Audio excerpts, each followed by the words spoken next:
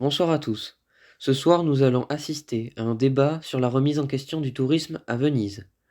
J'accueille Chloé Millière, écologiste spécialisée sur l'impact de l'activité humaine, ainsi que Cléa Voslion, économiste spécialisée dans le tourisme.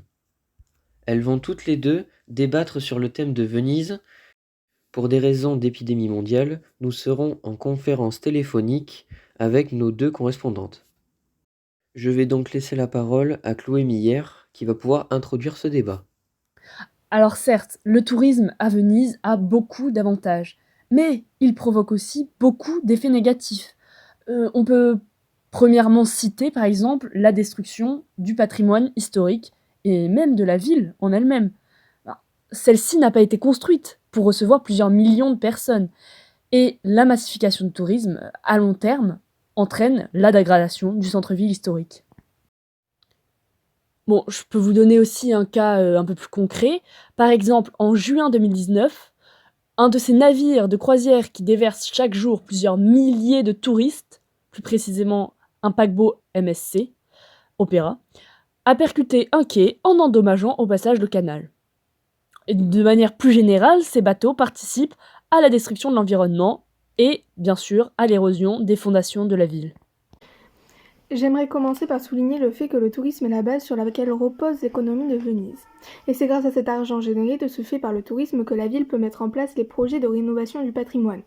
C'est bien grâce à ces milliers de touristes qui viennent visiter chaque jour cette charmante ville que Venise a donc les capacités de faire face aux coûts pour préserver les monuments historiques que renferme cette ville.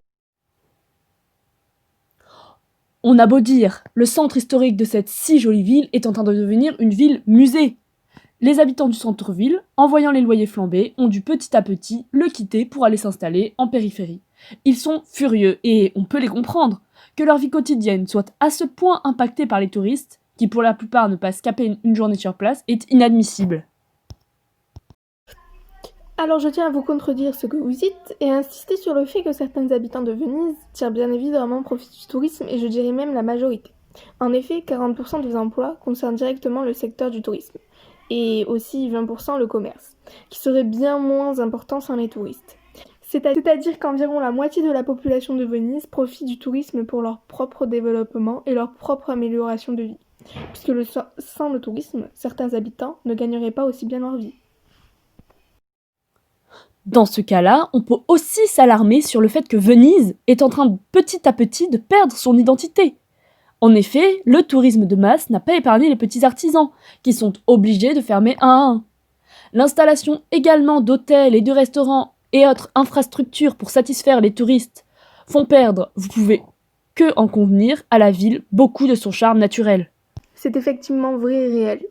Mais je me permets de revenir sur le fait que cet argent permet aussi la protection de la ville de Venise, contre des menaces qui n'ont rien à voir avec les touristes.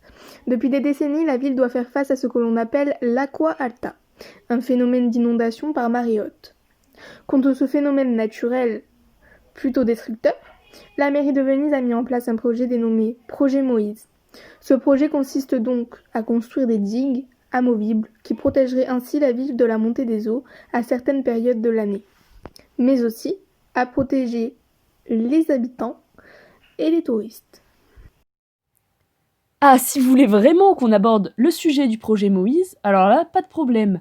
L'argent généré par le tourisme n'est apparemment pas très bien géré, puisque le projet n'est toujours pas terminé. Et oui, l'UNESCO alerte d'ailleurs sur les dangers que représentent les inondations pour la ville et menace de classer Venise comme patrimoine en péril pour que la ville soit mieux préservée. D'accord, très bien. Merci mesdames pour vos interventions. Nous finirons ce débat sur ça. Nous vous souhaitons une bonne journée. Au revoir.